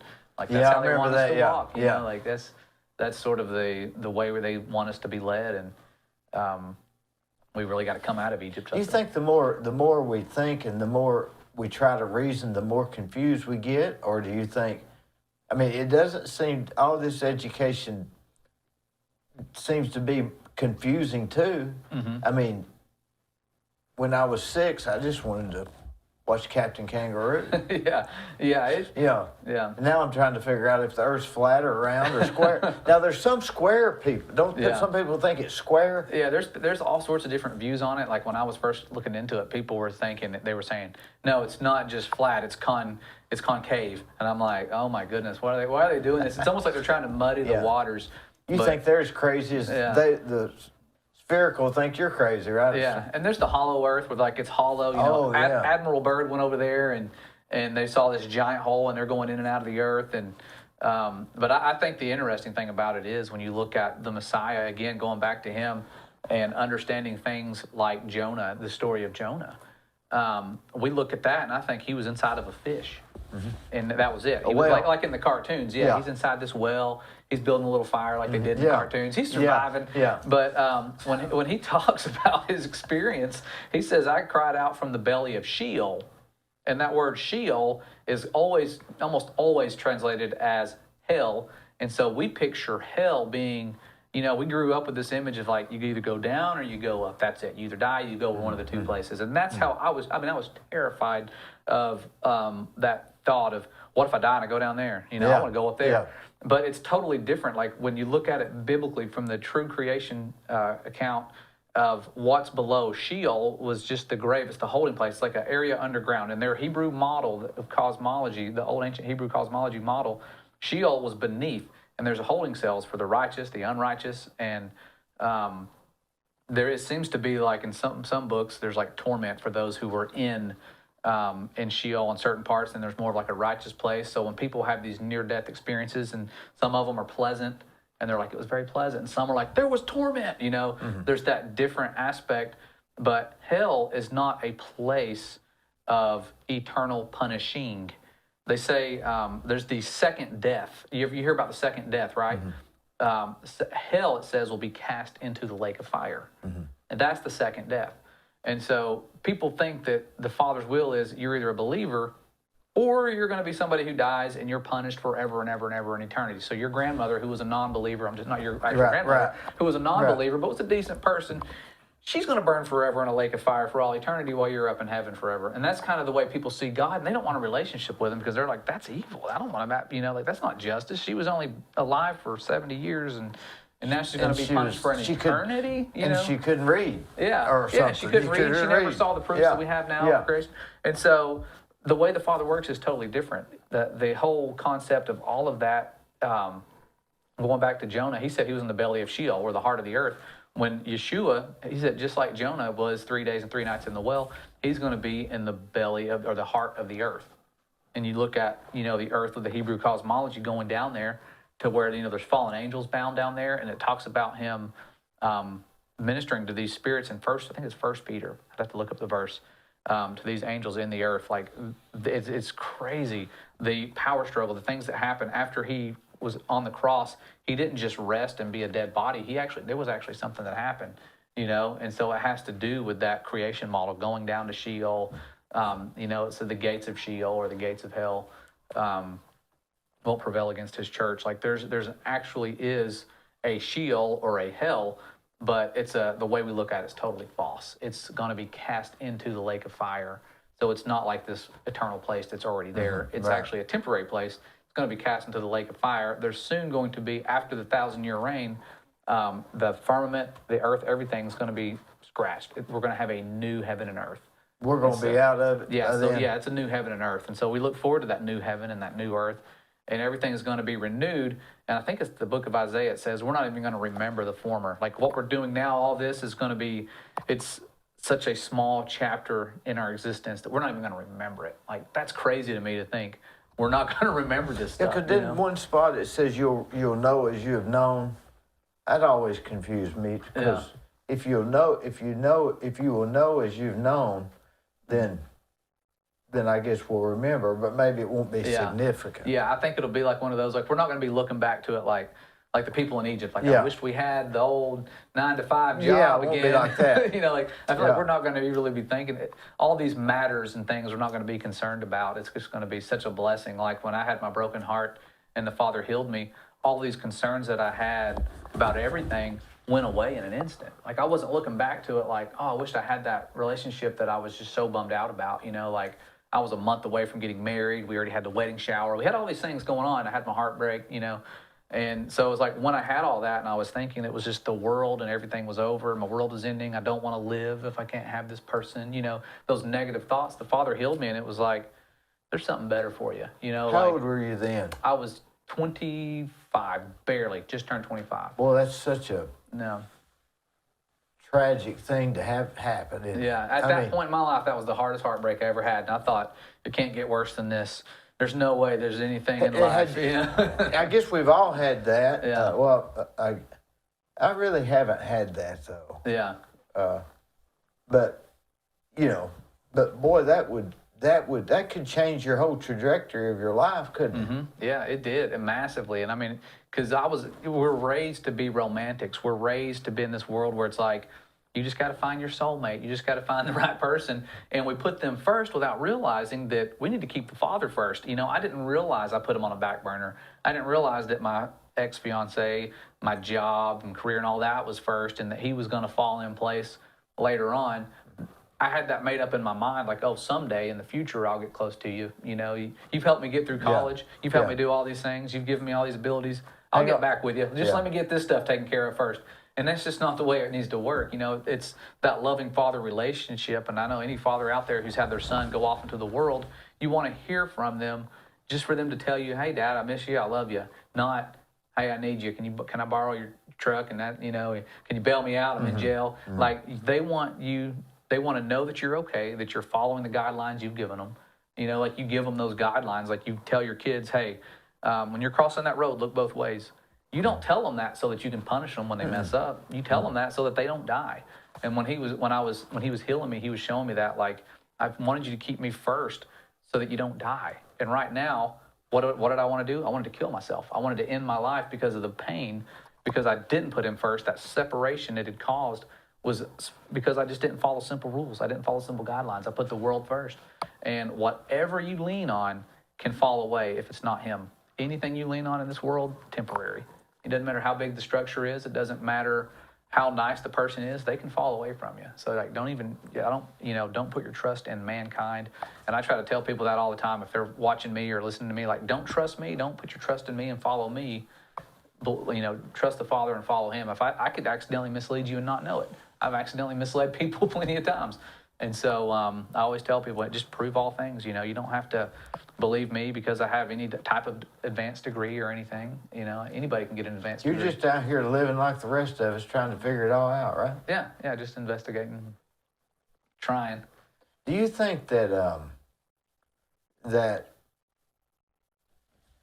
guy on TV, I don't know who, I can't think of his name, but he does that Ancient Aliens. What's the name of that? Ancient Aliens. I guess that's the name of it, right? Yeah, Ancient Aliens. They're got the crazy hair. Yeah. What's his name? I can't remember his name, but they play into a huge part of the upcoming deception. The one I was talking about a little bit with Von Braun warning about the final card. Well, he's entertaining, isn't he? Yeah, it's very entertaining. And is there any truth to his? Oh, it's a twist of the truth. It's a twist. When they say ancient aliens, you can just replace that word aliens with demons or unclean spirits, the fallen, the Nephilim. He talks about the Nephilim. Oh, okay, yeah. So they know when the Nephilim died, it says their spirits, since they were part angel, and they came from angel and people, their spirits, their bodies were mortal and could die, but their spirits live on as unclean spirits. And so when Yeshua or Jesus was talking to these demons, you remember he had encounters with demons. He was casting out demons all the time. Mm-hmm. He said, "What is your name?" He knew they had a name. Mm-hmm. They knew who he was. They knew their time was coming. They knew they had a judgment coming. They're like, "Are you here to torment us before our time?" Like, we know our time's running out. And so they had a name. He knew they had a name because he knew where they came from. And so they had a name. There was many of them. They said, "We are legion. We are many." There's many of us. And so these things have been around, and that those unclean spirits, like it mentions in Revelation, unclean spirits like frogs deceiving the kings of the earth. Right now, all the leaders of the earth could be deceived. They're not in on some lie. They're all deceived. They all believe, if there's some fake alien invasion like we've been warning people about, the kings of the earth might believe it. The people on the news are probably going to believe it. And if you get them to believe it, then we're going to believe it because they're sincere. They're like, "Oh my goodness, guys, this just happened. There's this giant craft over New York City and prayers for everyone. Maybe they come in peace, and then you have the Pope saying he's going to baptize them if he had to. You have all these weird things going on with these ancient aliens, but if you know who the Creator is, what we live on, we know those aliens are demons. They're demonic. They're imagery seen throughout all these ancient cultures because they come from the exact same source. And so it's going to be a big deception coming up. It's going to be worse than anything we've seen, and people aren't going to listen to us. When it happens, it's going to be so real, and it's going to be so. I think it's going to be one of those things that causes people to lose their religion. Essentially, they're going to say, "Oh, these are the ones that put us here." Oh, these are the ones that, I feel like it could be that strong of a delusion. And so I feel like all the lies they've had building up now have been preparing for what's to come. And it hinges on everybody believing on their model of creation and believing millions and billions of years, like all the things that they've worked so hard to create. They wouldn't just scrap it and go, "Crap, they're onto us." They found evidence that the water doesn't curve. They found evidence that all the stuff that we find that's damaging and should end the globe Earth movement, it doesn't. And it's because they need it. They have to have it. They're still going to carry it on. And that's why we've seen such an uptick in the government and the Pentagon, saying, "Oh, we're going to start releasing information." We have released information. There has been sightings. They shot down 4 UFOs in a week, and then it just stops. Yeah. It's like, first it was the spy balloon. Did they say what? I thought did they say that all of them were balloons or weather balloons? Yeah, they're kind of like, well, we don't know what they were. They would know. These multi-million-dollar planes and pilots would have known. That's a balloon. Like, your average guy would have known, okay, this is a balloon. But no, we shot something down. We don't know what it is. We're going to investigate. It landed on the ice, but no, we can't find it. We don't know what it was. And then it's like, oh, maybe it was balloons. So it's like they kind of make it mysterious so that you get drawn into it. So that you're like, oh, I know what they're hiding. They're hiding aliens. We need to storm Area 51. Like, this is exciting. Like, and it gets you going because I remember being a kid watching Unsolved Mysteries. We loved aliens. Yeah. We loved aliens and we loved ghosts. Yeah. Then I found out there's no such thing as ghosts. There's demons. And there's no such thing as aliens. They're also demons. So it's like the whole demon realm. They get you to believe these lies, to get you to try to communicate with the dead, to get you to try to communicate with an alien. All these things like are a sinister. Ouija board. Yeah, like a Ouija board. Yeah, they're all these things. Just talk to your dead relative. Now they got the seatbelt psychic guy going around misleading pastors. I watched him mislead a preacher who was like, "No, I wouldn't seek that out." And then they start doing their familiar spirit stuff that they did. We were warned about in the Bible, where they talk to familiar spirits or demons who are familiar with someone you had that died. They can give you information. They can give that guy information. Your dead relative isn't going around looking for some fat Uber driver going, oh, there's that Uber driver. I want to tell him, to tell he's not trying to scare you anyway. Yeah, like all these ghosts are just flocking to this one dude who's driving a taxi around. Like it's so unrealistic. But people, we're longing for something else. If we're not reaching out to the Father, we're longing for this worldly wisdom, something to give us a little high, a short temporary high, or whatever it is, and that's how people are just getting led astray. And I feel like we're rapidly approaching ultimate deceptions coming up right now. Like it's going to be soon. Well, you're really familiar with the Bible. Do you study it a lot, or do you read commentaries, or how do you?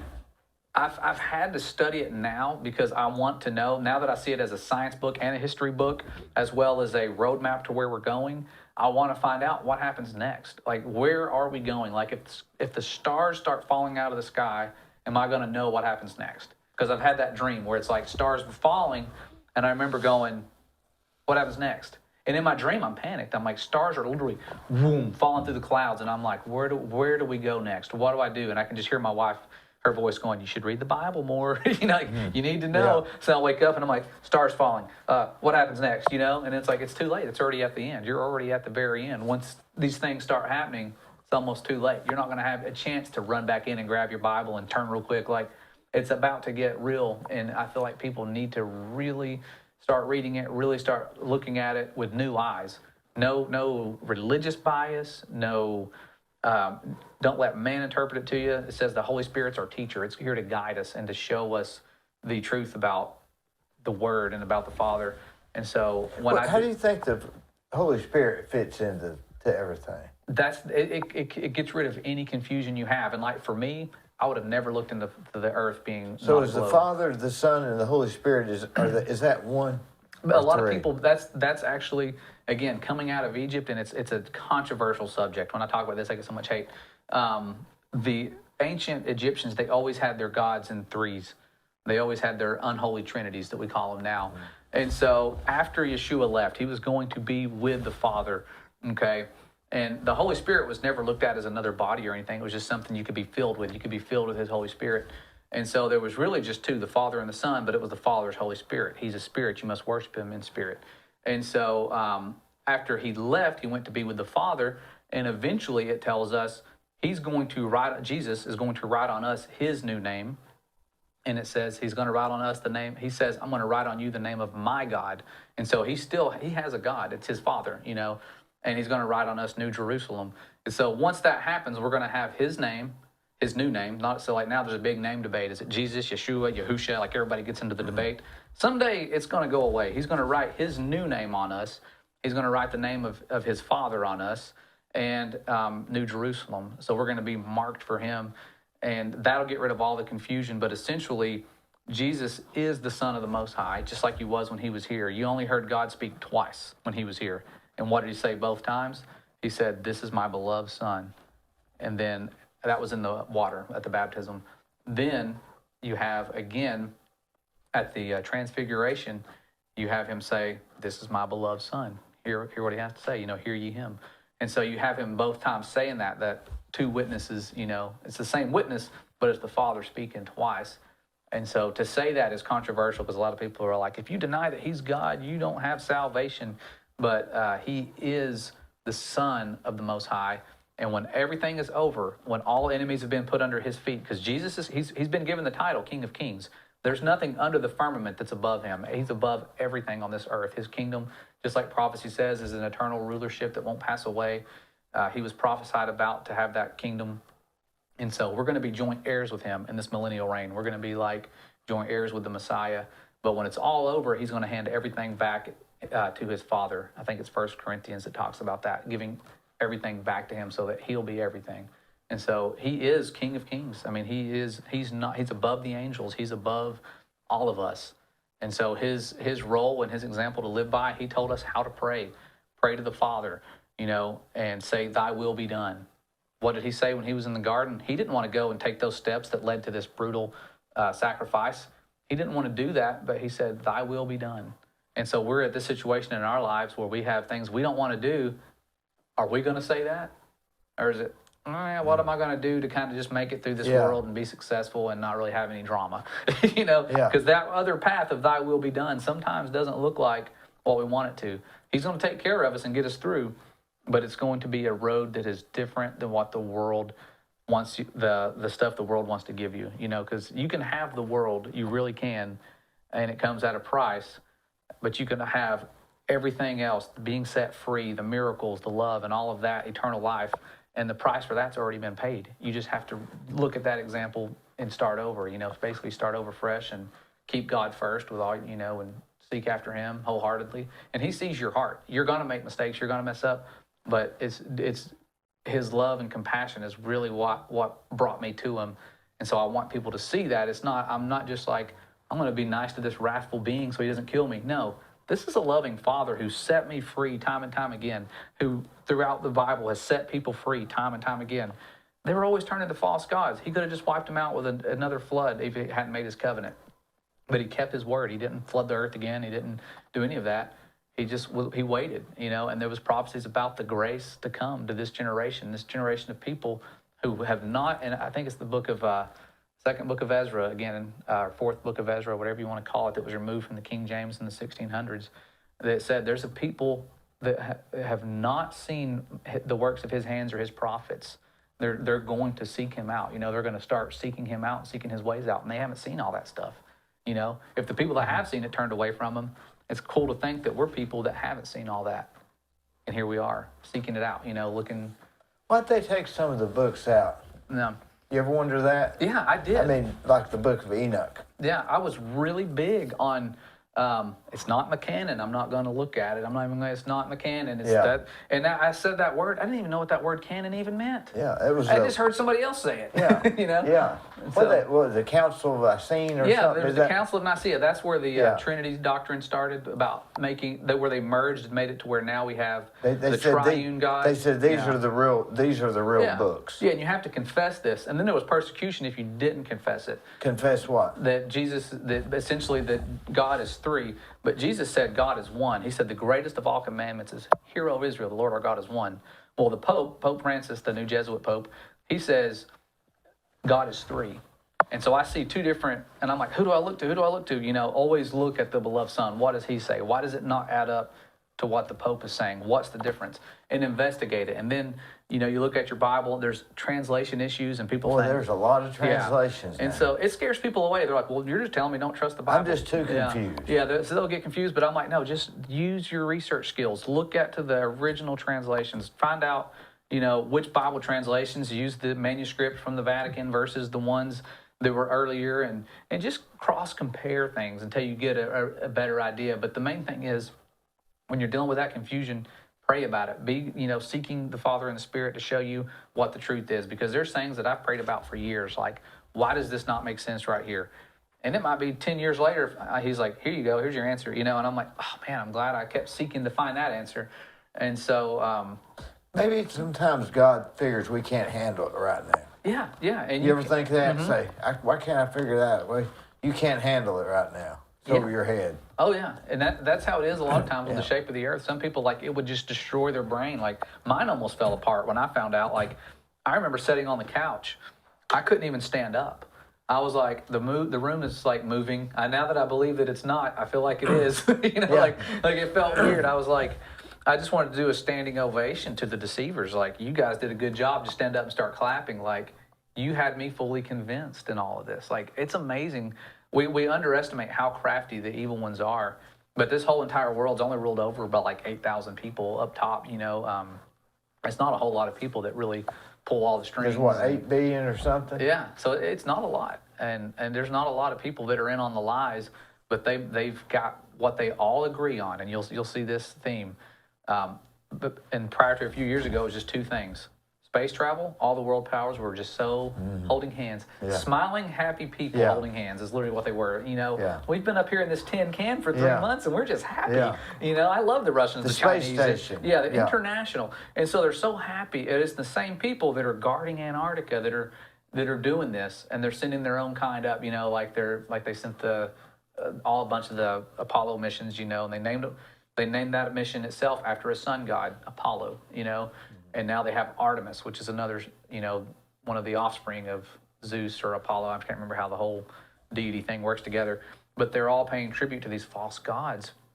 And so they're agreeing on these two things, space travel and guarding Antarctica, and they've agreed on it throughout all these wars.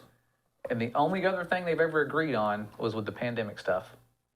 Those are three things that all world powers have agreed on throughout my life and before me.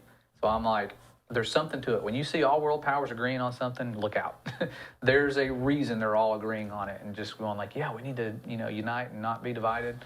And it's not because they care about us. They don't have secret societies because they're planning a surprise party. They're doing evil stuff usually. There's two reasons to keep secrets. One, you're planning something like the surprise and you want to reward people, but they've been going on for decades. What are they making for us? Is it a big birthday cake? Like why do they have Jesuit oaths and all these different oaths of secrecy if they're not doing something sinister? So it's wild, isn't it?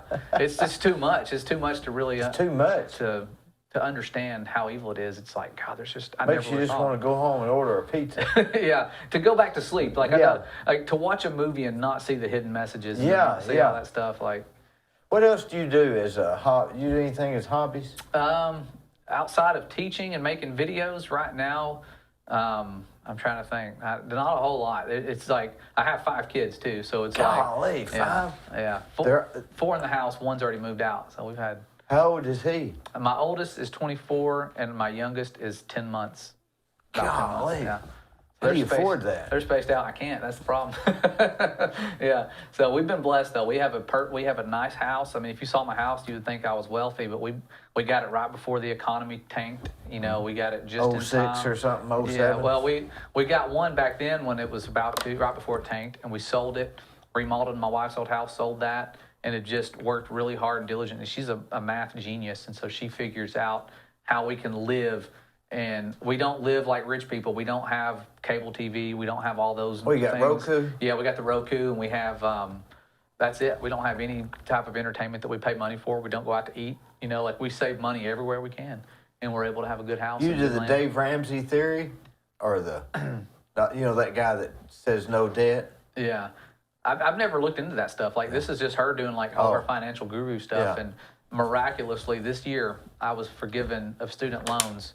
$130,000 debt wiped clean for 10 years of service as an educator after I got my degree. Yeah, so that's a big blessing. Now I feel more. I feel the weight lifted. I feel more free. Did you have a lot of debt from school? Yeah, because it was. I went to Chattanooga UTC for 5 years, graduated, got my master's at Liberty for 2.5 years or so. And so that cost a lot of extra money. And so it was like all that combined with the interest, it got up to about a mortgage payment. It was massive.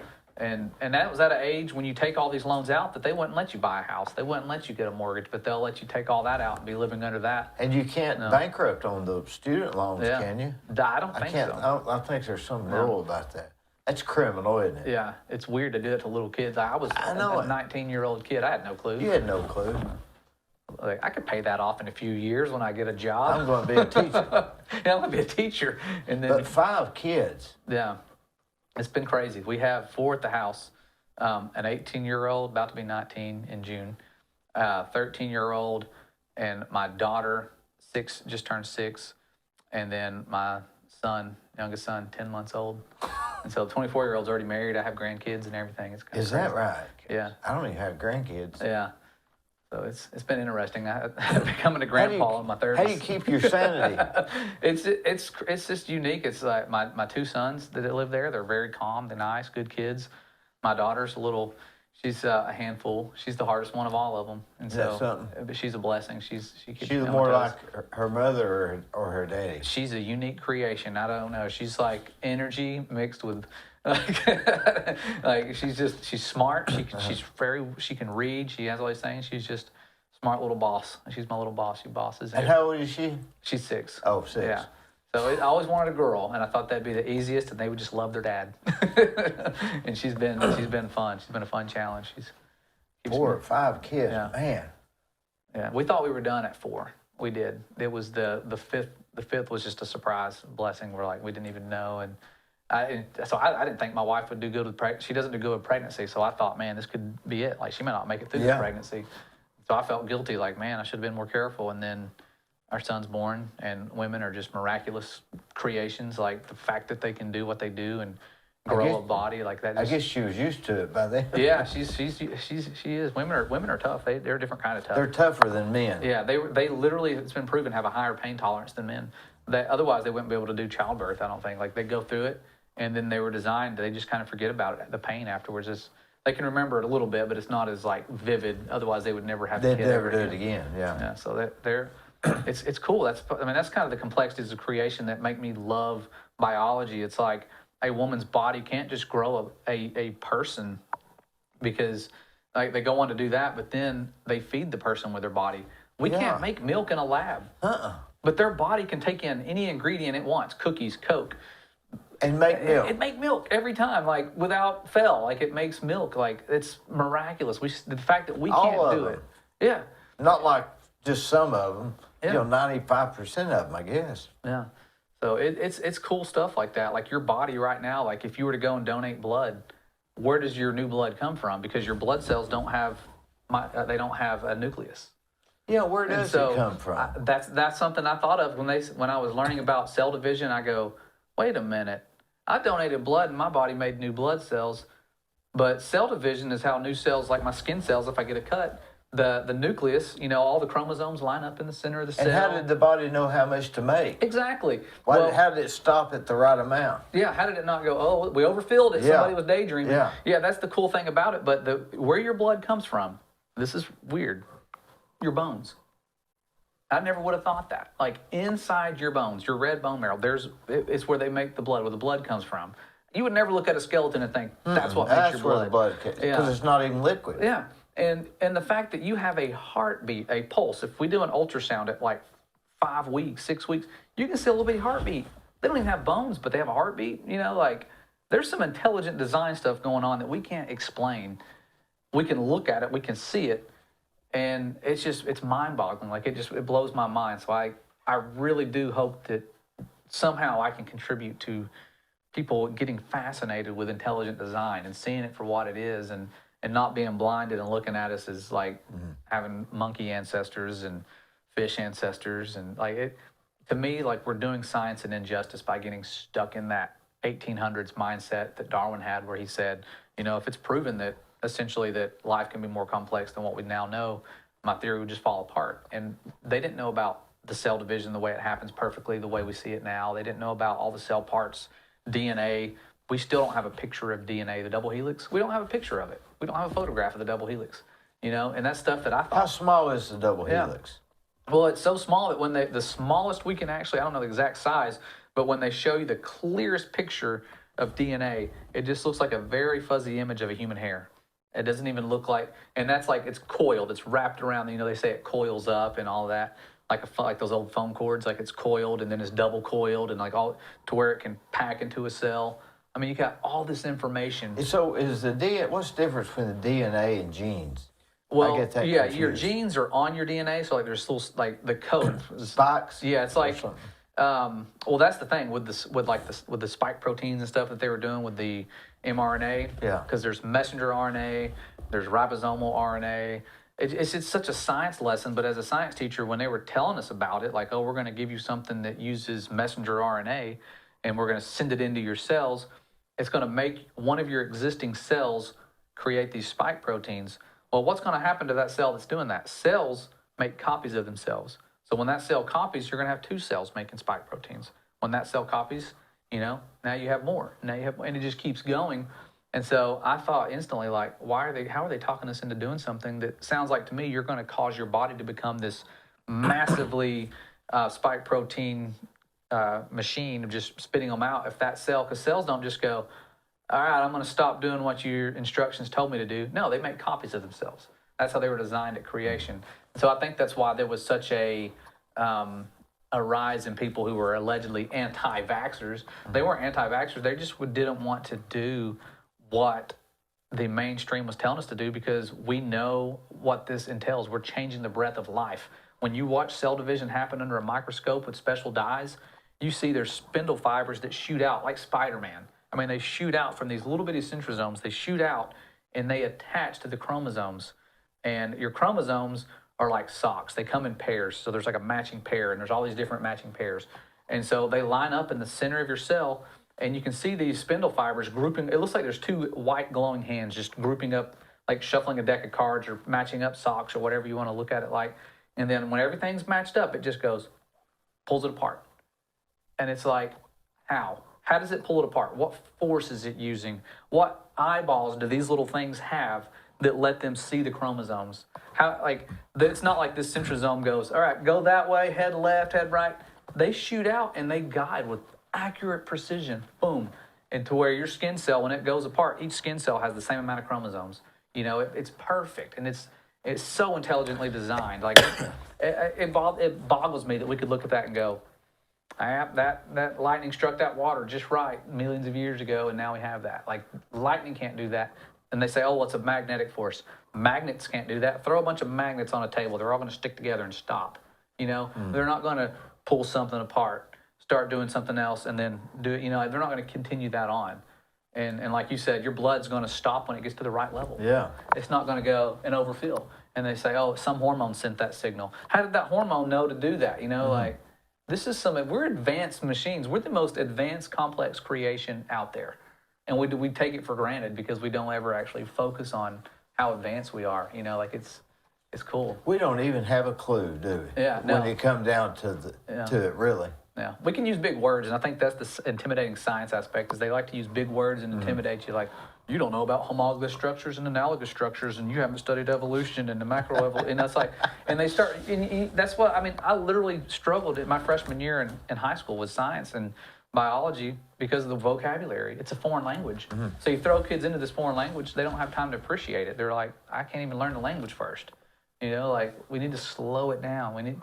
Biology should be taught every year. Like, you should be learning about life and the complexity of life and creation throughout the entire high school. Not how can you graduate from biology, right? From biology class, because it's ongoing. Yeah, it continues on. So I feel like that's one of those things we really need to focus on, that aspect of it in our schools, and have parents, you know, saying, look, here's the evidence. Like, they'll listen to parents. They won't listen to somebody like me on YouTube, but if they can have parents coming out and saying, we're not going to come to your school if you're going to do this, they're going to have to listen. If their kids don't come to our school, we don't have a job, you know? And so we're having to access boy, I don't know. It's all going to be, it's a mystery.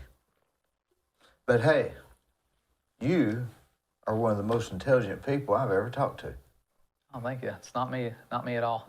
And you're well-spoken, and I really think we've not seen the last of you. I hope not. This is really cool. This is a unique experience, man, coming down here. I appreciate it. To meet you.